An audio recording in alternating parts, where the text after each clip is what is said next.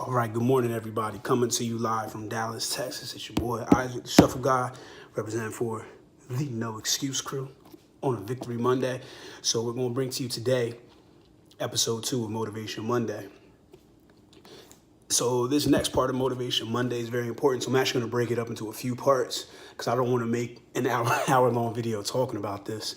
But so the theme for these next few videos is going to be finding your why. So today we're going to talk about how to find it. Before we go into the importance of it and then using of it, it's going to be about how to find it. So we've all heard of the word the epiphany or having that aha moment. That's usually what your why is. That's how you find it. So you could be moving through life. It could be something like, I've heard so many different whys, and they're all valid, they're all good, especially if it's something that's going to keep you going and keep you on track. You know, people get to the point where they're overweight and they feel that pressure in the chest when they're tying their shoes. Guess what? I've been there. You know, going up a couple flights of steps, even going up the flights of steps in your house, you're out of breath, you have to stop. Or you can only do it, you know, without carrying anything. If you're carrying your kid or you're carrying some groceries and you go up the stairs, you have to stop because you get out of breath. You know, those are things that you use as whys. Those are sticking points. You know, I always share my why with my clients and anybody who asks the story. You know, I won't go through the whole story, but, you know, what happened, you know, I yo-yoed a lot after, you know, after college, being an athlete all the way up through college and lifting after college and everything like that. And I yo-yoed a lot. But from being an athlete and from lifting a lot during the off periods, it didn't look as bad because I was able to carry the weight well. So I had long hair, I cut it off, and that kind of took me out of my, you know, my proportions. And I was looking in the mirror one day, saw things hanging and sagging and looking loose. I was just like, oh, no, no, no, no, no, never again, never again. That's how I found my why, because that feeling, it was a visceral feeling inside of me that I just didn't like.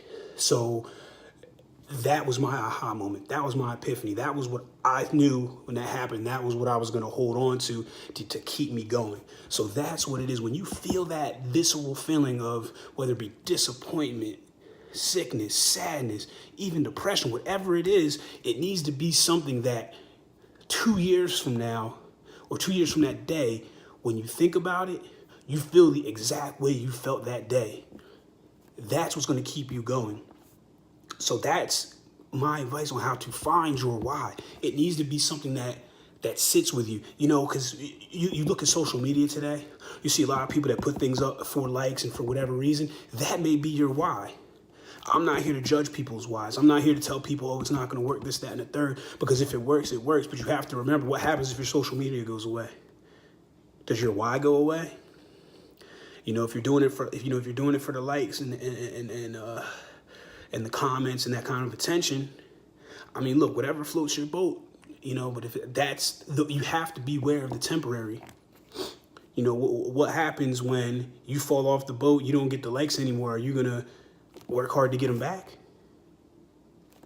Superficial stuff. You know what I'm saying? So you want to find something that's real, that's tangible in terms of the feeling that it's going to create in you. You know, and I hate to say, but usually you have to find a negative feeling, because the positive feelings are fleeting, unfortunately. Somebody gives you a compliment, it feels great for this long. Somebody, you know, says something negative, you feel it for daggone near forever. So it's always fun to take a negative and turn it into a positive, you know. So when you're finding your why, make sure it's something that you feel.